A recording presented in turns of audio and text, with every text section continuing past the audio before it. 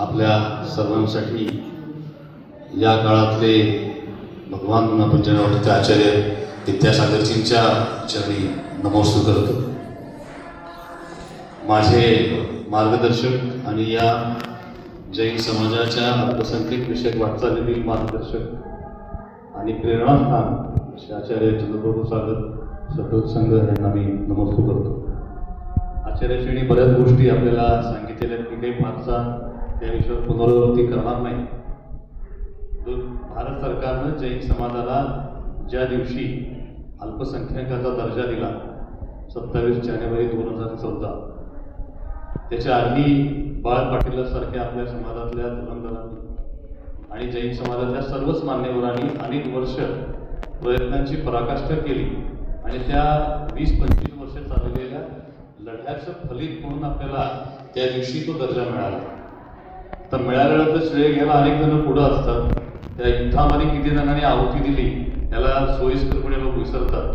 परंतु आम्ही बाळ पाटलांचं आणि बाकी सर्वांचंच योगदान विसरू शकत नाही. मग ते खासदार विजय दर्डा असतील, दिलीप गांधी असतील, सुरेशदादा जैन असतील, अनेक लोक आहेत. म्हणजे आपण ती यादी फार मोठी आहे.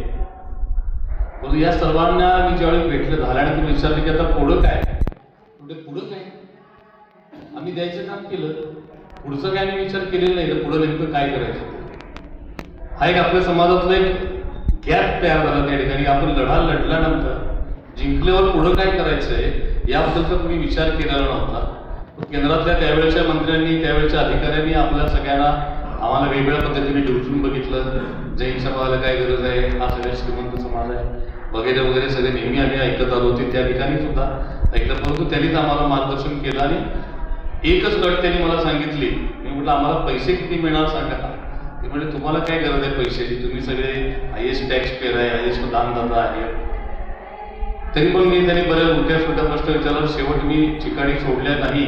ते म्हटले सर तुम्ही चारही पंथ संप्रदायासाठी एकत्रित एखादं ऑर्गनायझेशन उभा करू शकत असाल, हे दिगंबर श्वेतांबर स्थानकपाशी 13 पंथी विरहित फक्त जैन म्हणून आणि एकाच कामासाठी ते ऑर्गनायझेशन जर काम करणार असेल तर तुमच्या समाजापर्यंत काही पैसे पोहोचतील. त्याचं सर्टिफिकेट फ्रेम घरी लावा, झोपून जावं, हे तुम्हाला मिळणार नाही.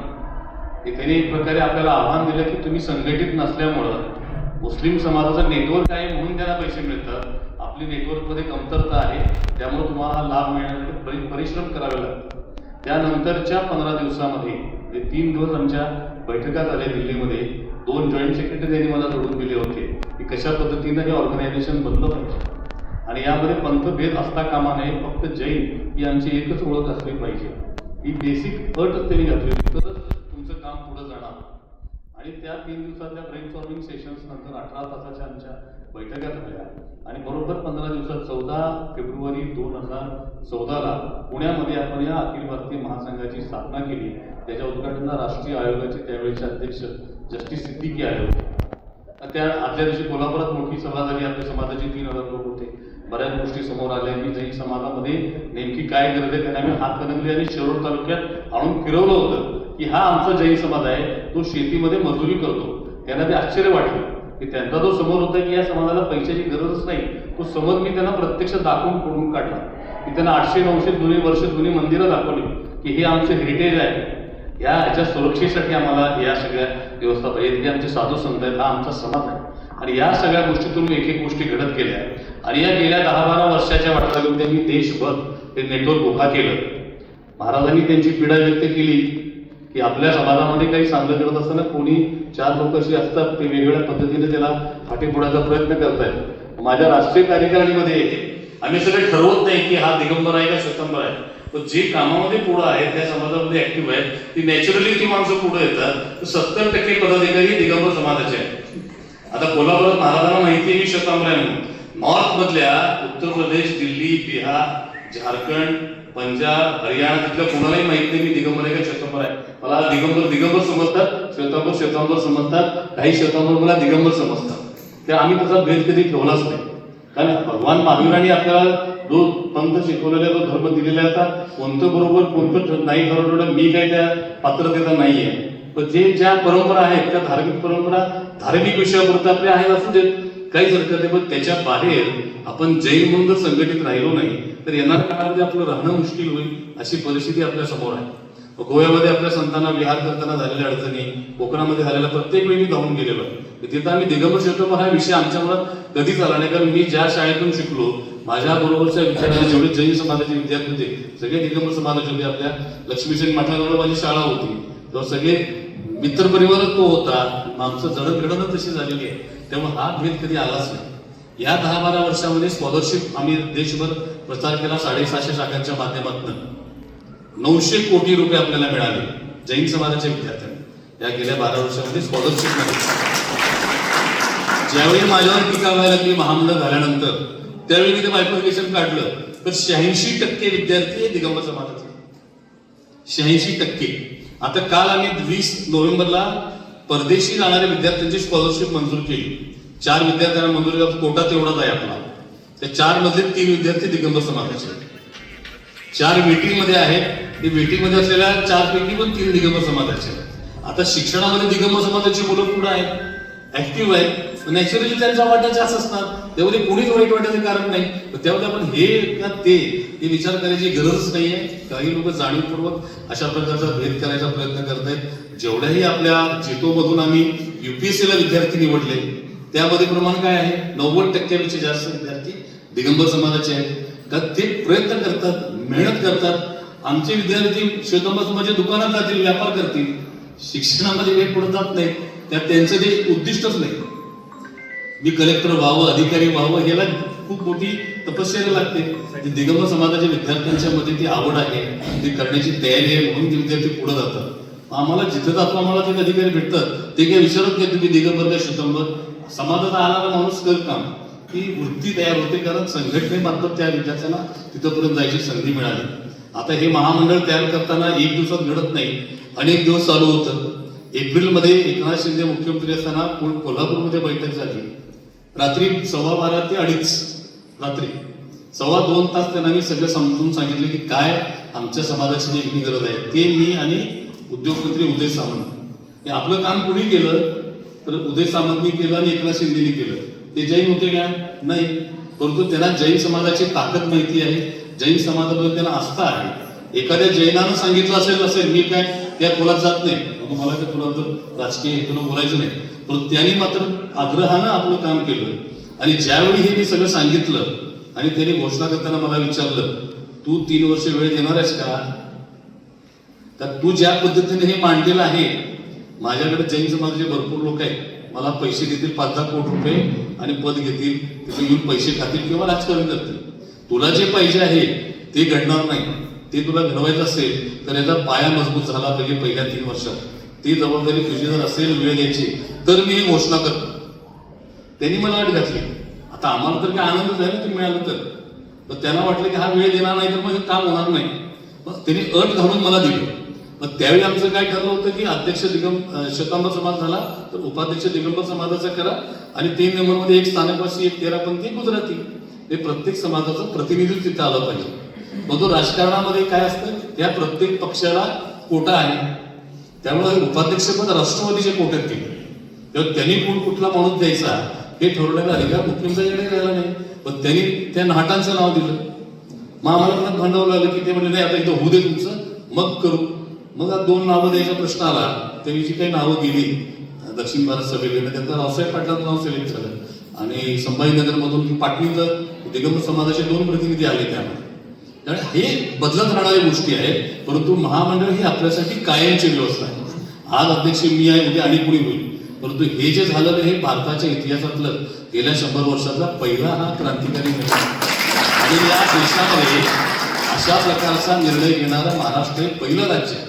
आता महाराष्ट्र झाल्यामुळे हे मॉडेल आम्ही मध्य प्रदेशला दिलं, त्याच्या कॅबिनेटने ठराव केला, 2-3 महिने तिथं होईल. आता दिल्लीमध्ये दिले आणि दिल्लीत होईल. आता आपला प्रयत्न ज्या राज्यामध्ये असे 8 राज्य जिथं आपलं लोकसंख्या 5 लाखापेक्षा अधिक आहे त्या राज्यामध्ये आमच्यासाठी स्वतंत्र महामंडळ तयार करायचा आपला प्रयत्न सुरू आहे. आणि एक राज्यात झालं तरी अग्रेसर असलेल्या महाराष्ट्रामध्ये झाल्यामुळं बाकी ठिकाणी आपल्याला तितका त्रास होणार नाही. कारण एका समाजासाठी केलं तर प्रत्येक समाजाला द्यावं लागतं. आपल्याला योग्य वेळी योग्य व्यक्ती त्या ठिकाणी व्यक्ती सांगता किंवा आचार्यश्री सारख्यांचे सगळ्यांचे आशीर्वाद आपल्याला लाभले, भगवंतांच्या आशीर्वादाच्या पुण्यामुळे हे घडलं. मी असं म्हणणार नाही की माझ्यामुळे घडलं, कारण आम्ही निमित्त मात्र आहे. कुठेतरी यांच्या तपश्चर्या, ब्रह्मचर्य आणि यांच्या चारित्र्याची ताकद आहे. अशा सगळ्यांच्या ताकदीमुळे, आशीर्वादामुळे अशी न घडणारी गोष्ट घडली. ही काही सहजासहजी घडलं नसतं. जैन समाजाला असं कोणी द्यायला बसलेलंच नाही. आम्ही सगळ्यात शेवटच्या प्रायोरिटीमध्ये असतो आणि आता अल्पसंख्याच्या सगळ्या 6 समाजाच्या एकत्र योजनामध्ये आम्ही सगळ्यात शेवटलाच असतो. प्रीडॉमिनेटली मुस्लिम समाजाची संख्या जास्त असल्यामुळं सगळी माणसं पण त्यांची, फायली पण त्यांच्या आणि योजना पण त्यांची. म्हणून आम्हाला ही स्वतंत्र मागणी करावी लागली आणि आपल्याला तसं मिळालं. आता हे मिळाल्यानंतर त्याला अनेक तांत्रिक बाबी आहेत. ही नवीन महामंडळ आहे. एखादं जुन्या महामंडळामध्ये अध्यक्ष म्हणून जाऊन बसणं सोपं आहे, तयार असतं सगळं. तिथं प्रत्येक गोष्ट घडवावी लागते. मग त्याला अनेक कायदेशीर प्रक्रिया आहे. कंपनी कायदेशीर नोंदणीच्या प्रोसेस आहेत. त्याला लेखाशीर्ष होण्याला ती फाईल 6 मंत्रालयात केंद्रापर्यंत जाते. अकाउंटंट जनरल ऑफ इंडियापर्यंत नवीन बजेट क्रिएट करायला ते 4 महिन्याची प्रोसेस होती. नाव बदललं आपण, त्यामध्ये नावात किरकोळ दुरुस्त्या केल्या, सदस्य संख्या वाढवली, त्या प्रस्तावाला मुख्यमंत्र्यांची मान्यता घ्यावी लागली, मंत्री 2दा बदलले. अशा अनेक अडथळ्याची शर्यत पार करत हे सगळं पूर्ण झालं कधी?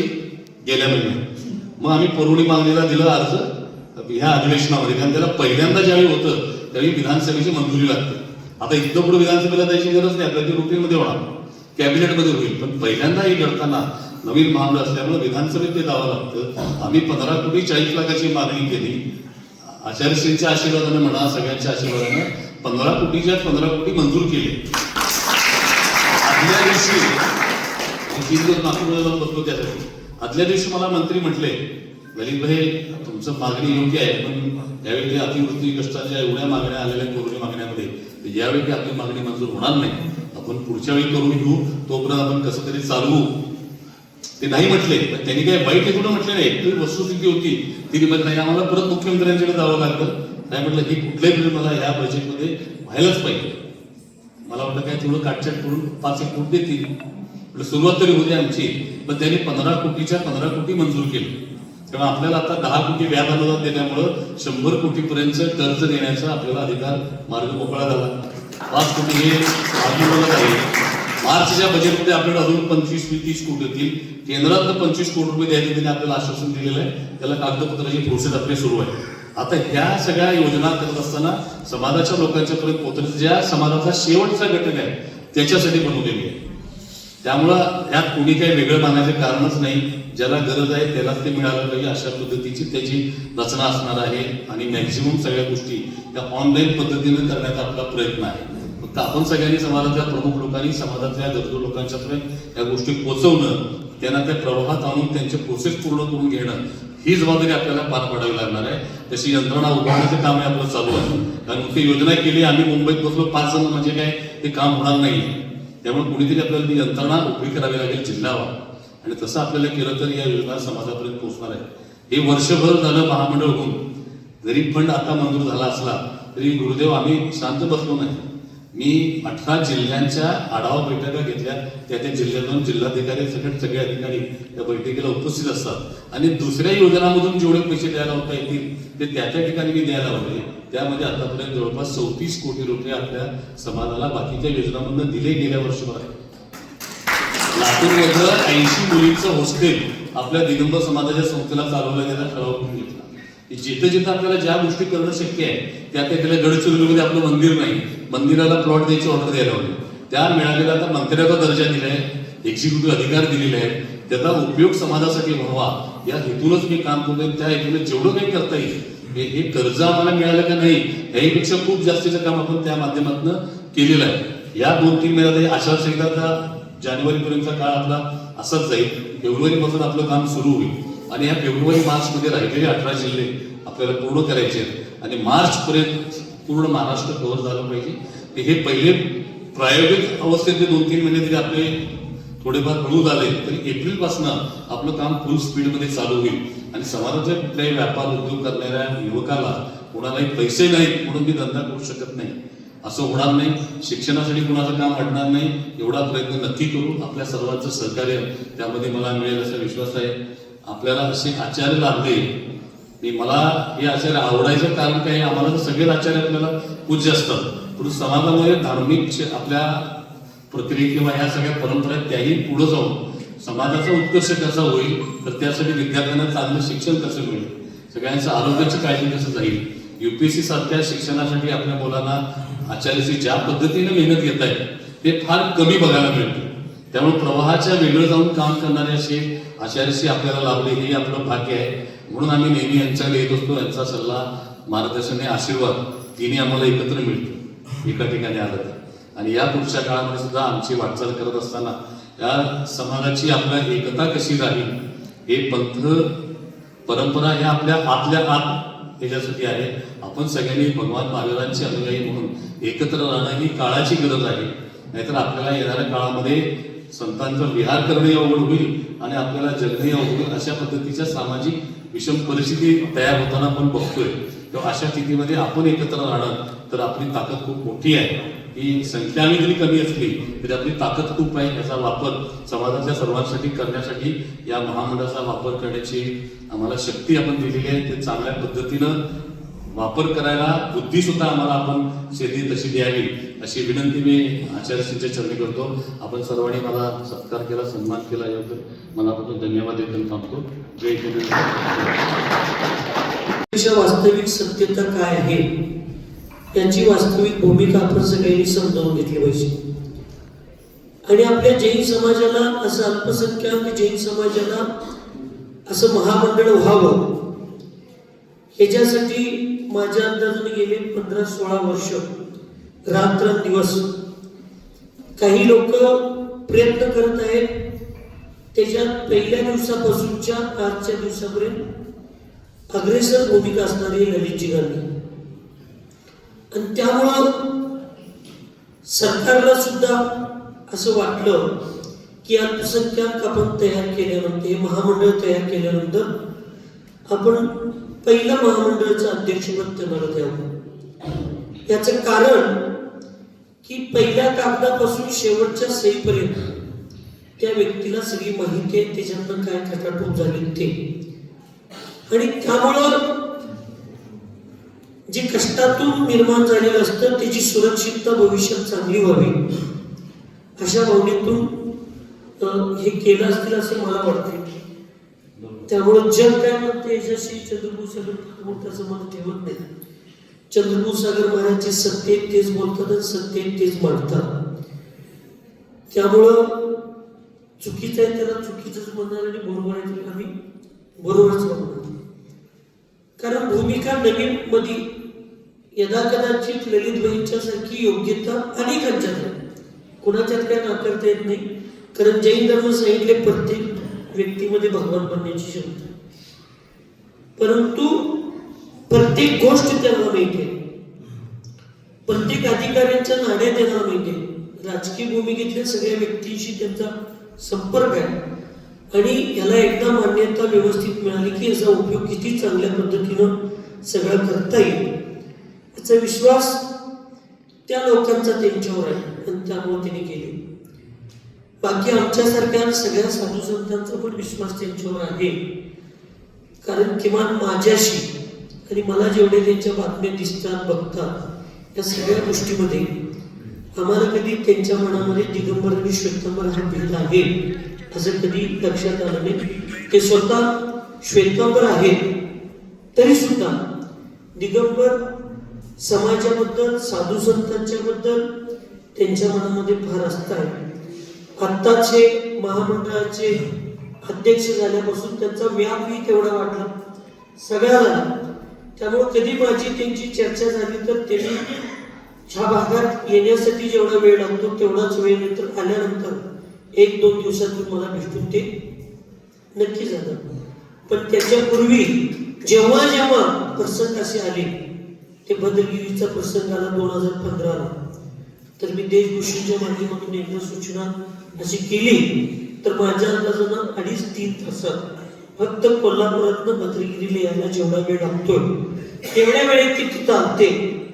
कारण त्या समाजाचा भारतीय जनता पक्षाची जास्त संबंध असल्यामुळे ती लगेच काम करू शकतात याचा मलाही विश्वास होता आणि त्यामुळे मी बोललो. अशा अनेक समाजाच्या अडचणीच्या वेळेला असू दे किंवा बाकीच्या गोष्टीच्या वेळेला सुद्धा त्यांनी आपल्या समाजाला त्यांनी फार मोठे जैन समाज एकच बघतात, ते दिगंबर श्वेतांबर हा भेद सेवेसाठी तर त्यांच्या मनात नाही. त्यामुळं अशा व्यक्तींच्या बाबतीत एवढ्या मोठ्या पदावर जात असताना आपल्या गावामध्ये माताजीच्या समाधीचं दर्शन, महाराजांचं दर्शन, आशीर्वाद घ्यावा आणि समाजातल्या काही गोष्टींची चर्चा करावी, मार्गदर्शन घ्यावं, काय चाललंय काय नाही याचं एक अपडेट महाराजांना पण माहीत असावं या भावनेतून या ठिकाणी ते आले. आणि आम्ही तर फक्त महामंडळाच्या माध्यमातून काय आपल्या हॉस्पिटलसाठी काय होते का बघूया अशी चर्चा नुकतं झाली. तर त्यांनी महामंडळाच्या माध्यमातून काय करायचं आपण करूच. काही परिस्थिती असतात, फंड लवकर असतोय असत नाही, आला तरी पूर्वीपासून आपलं हॉस्पिटल आता 2-3 वर्षाचं, त्याच्या अगोदरपासून काही प्रस्ताव असतात काय असतात, पण आजच्याशी आपल्याला काय करता येते का बघू असं तिने आश्वासन दिलंच. पण जितो ह्या संघटनेच्या माध्यमातून किंवा त्यांची जी सर्व टीम आहे त्या माध्यमातून आपल्या आचारशीच्या 10 फेब्रुवारीच्या कार्यक्रमाला त्यांनी 1 कोटी रुपये आपल्या त्या हॉस्पिटलच्या व्यवस्थापनासाठी मदत करायची त्यांनी घोषणा केली. आज मला सांगा, हे सुद्धा करत असताना 1 कोटी रुपये म्हणजे सोपी गोष्ट. तुम्ही मला सांगा, तुमच्या गावचं मंदिर चालू असताना इथं आला आणि इथं महाराजांनी कितीही चांगलं प्रवचन केले तर तुमची कॅपॅसिटी किती आहे? लोण्याचा पैसा आणि बोंबीचा पैसा 5,000, 10,000, 50,000 रुपये जरी घोषणा करायची असली तर तुम्ही घरात विचारून येतो म्हणताय ना. पण त्यांनी ही भावना मी ठेवल्यानंतर आणि आमच्या अरुणजी ललवाणी यांनी 2 मिनिटं स्टेजवर जाऊन या दोघांची चर्चा झाली आणि या दोघांनी मिळून 1 कोटी रुपये घोषणा त्या संस्थेच्या वतीने केली. एखाद्या संस्थेच्या वतीनं 1 कोटी रुपयाची घोषणा करत असताना त्या संस्थेमध्ये ललितबाई असू दे किंवा आमच्या अरुणजी असू दे यांची काहीतरी इमेज किंवा काहीतरी विश्वास आणि कुठं तर स्थान आहे तेव्हाच ही लोक घोषणा करू शकतात. तर असं फुकट एवढ्या स्टेजवर कोण घोषणा करू शकत नाही. पण काही लोकांना हे पचवणं सुद्धा अशक्य जातं. आपला स्वतःचा पैसा कोणाला द्यायचा नाही, देणाऱ्यांच्या बाबतीत ते सहन करण्याची सुद्धा ताकद नसते. त्यामुळे ललितबाई आपण करत असताना प्रामाणिकपणे करता त्याचं फळे तुम्हाला मिळालं. समाजासाठी अल्पसंख्याक संस्था निघले आणि तसं अल्पसंख्याकचे फायदे महामंडळाचे तसं श्वेतांबर समाजात कुणाला काही कमी फायदे जास्त घेणार आहे ते आमच्या समाजाला जास्त मिळणार आहे. आणि आपला समाज आता आपण घरापर्यंत आणून द्यायला पाहिजे अशी आपली इच्छा असते. पण त्यांनी मला 3 वर्षापूर्वी एक आकडा सांगितला होता की एवढे पैसे शाळेच्या मुलांचे फी सगळं 500 कोटी रुपये समाजाला मंजूर होते. त्यातलं कुठं 50-60 कोटी रुपये फक्त आपण वापरतात. 300, 350, 400, 450 कोटी रुपये दुसरीकडे जातात. आता समाज तिथपर्यंत जाऊन त्याला फॉलो करून त्याला फायदा घेत नाही. पण तुमच्या घरापर्यंत आणून ते सरकारनं पैसे द्यायचे आहेत. ह्या पण गोष्टी आपण सांभाळायला पाहिजे. म्हणून आणि त्यांच्या जेवढी लोड आहे की आजूबाजूला 2 खोंड बसले ते सगळी दिगंबर नमाजीची सगळी. त्यांच्या गाडीत 4 लोक असतील तर त्यातली ह्यांना सोडून 2 दिगंबरांची, एखादा श्वेतांबरांचा. असं असताना सुद्धा आपण एखाद्या व्यक्तीबद्दल जातीभेद किंवा वर्णीय भेद करून चांगल्या गोष्टीला बोलणं, विरोध करणं आदी गोष्टी चांगल्या नाहीत. कधी काही समस्या होते मी त्यांना म्हटलं ज्यावेळी असं झालं तर पुढल्या वेळी असं करा. तर एका सेकंदात महाराजी काय नाही, तुमचा आधी जसं असेल तर आम्ही सगळ्यांच्यात म्हणून तसं करण्याचा प्रयत्न करतो. निस्वार्थ माणसाला असल्या काही गोष्टी नसते. पण काही लोकांना जेवायला आधी, झोपायला कधी, कामाला कधीच नाही अशा सवयी असतात. त्यात काय आपण फार गोष्टी लक्ष देऊन चालणार नाही. तुमच्या हातून या महामंडळाचा विकास इतका चांगला होईल. संपूर्ण जैन समाजातील सगळेच श्वेतांबर समाज जरी श्रीमंत असला तर मलाही मी सगळ्या समाजात बसतोय. तुमच्यात एक 5-10% असं घटक आहे. जर तुमच्या सगळे सक्षम असतील तर पुजारी पण झालीच नसते. पण तुमच्या प्रत्येक मंदिरात पुजारी गट आहे, तो सुद्धा तसा आर्थिक मागास. असे काही लोक आहेत की प्रत्येक समाजात एक 10% समाज मागासलेला असतो, आर्थिक मागास. तर तुमचं कार्य, तुमचे घरातल्यांचे संस्कार, सगळ्या जात आपल्या पंथांच्या साधूंचे आशीर्वाद, मार्गदर्शन तुम्हाला आहेत. तुमच्यातून असंच काम लाभो की तुम्ही काम करत असताना तुमच्या मनात हे नाहीत भविष्यात अशी कुठलीच बुद्धी तुम्हाला भगवंत घालू नये. आणि श्वेतांबर दिगंबर न म्हणता जैन समाजाचा जो घटक खरोखर ज्या गोष्टीपासून वंचित आहे त्या सगळ्याला लाभ मिळो. आणि first impression is last impression, best impression. या 5 वर्षाचा कालावधी, 3 वर्ष जे असते मला माहिती जातं, तो कालावधी तुमच्यातनं एवढं कार्य घडवतो की तुम्ही केलेल्या कार्याचाच आदर्श घेऊन पुढं ह्या महामंडळाच्या माध्यमातून जैन समाजाला चांगली व्यवस्था, चांगला न्याय सगळं मिळो आणि समाजाचं सगळ्यांचं चांगलं हो. आणि तुम्हालाही भगवंत तुमच्या हाताने यश देऊ. आणि हे सगळं करत करत जैन धर्माचा जो शेवटचा सिद्धांत आहे, तुमच्या भाषेत संतारा, आमच्या भाषेत समाधी, ती संतारा, ती समाधी साधू संतांच्या आशीर्वादानं तुमचे घेण्याचा पुरुषार्थ हो आणि तुमच्या आत्म्याचं कल्याण हो. एवढीच मंगलमय भावना आम्ही या ठिकाणी करून आमच्या पूर्ण संतांचा, आमच्या सगळ्यांचा आशीर्वाद तुमच्याबरोबर आहे. केव्हाही मार्गदर्शन किंवा जी काही समस्या असतील त्याची चर्चा करायला तुम्ही यावं.